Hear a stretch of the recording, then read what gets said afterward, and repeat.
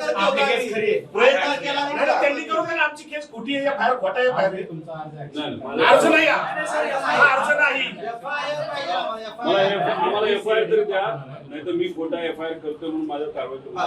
तसं करा, सरकारी कामात आठ करायला म्हणून करा. चला आपण सीएडीला भेटू द्या त्यांच्या इन्व्हेस्टिगेशन नाही, साहेब एक महिना झाला, एक स्टेटमेंट पोलीस साहेब, एक महिना झाला, एक स्टेटमेंट तरी आले सीआयडीचं.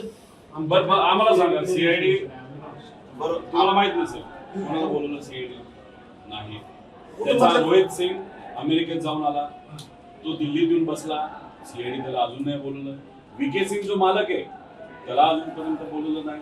त्याच्याजवळ मेंटेनन्स करणारा महाराष्ट्रात बसणारा जो त्यांचा माणूस आहे त्यालाही अजून बोलवलं नाही. सीसीटीव्ही बद्दल फक्त इथले गोळा केले त्यांनी आम्हाला कळालं.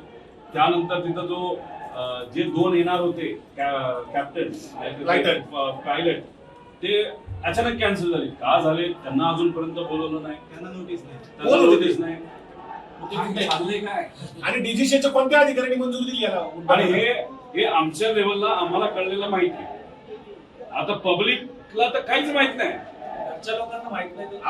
आम्ही घरचे असू, हे 8-8 तास बसतात. गव्हर्नमेंट प्रेझेंटेशन दिल्लीत दाखवले, मुंबईत दाखवले, ते मोगम नाही साहेब. आणि ठीक आहे, मी प्रेझेंटेशन केलं, चुका केल्या, मला काउंटर पण केलं. बारामतीमध्ये पोलीस जर आम्हाला साहेब आमचा एफआयआर घ्या, सीआयडीला द्या ना. तुमच्यावर काय करस्पॉन्डन्स झाला का सीआयडीचा? मी देशाच्या साहेबांच्या ऑफिसला पाठवलं, डीजीसीला पाठवलं. आम्ही एव्हिएशन मंत्री तिथं नसावेत असं म्हणत असलो तरी त्यांच्या मंत्रालयाला मी पाठवलेलं आहे.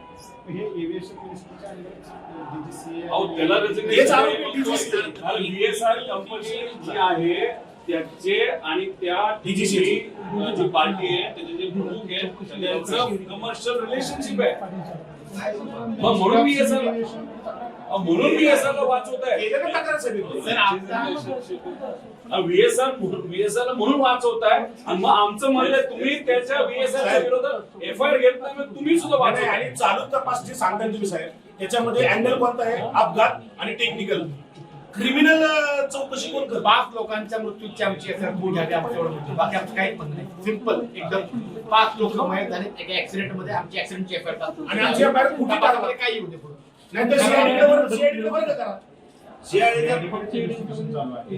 एफआयआर वर्ग करायचं. इन्व्हेस्टिगेशन त्याच्या फाइंडिंग झाल्यापासून ते गुन्हा दाखल करणार आहे.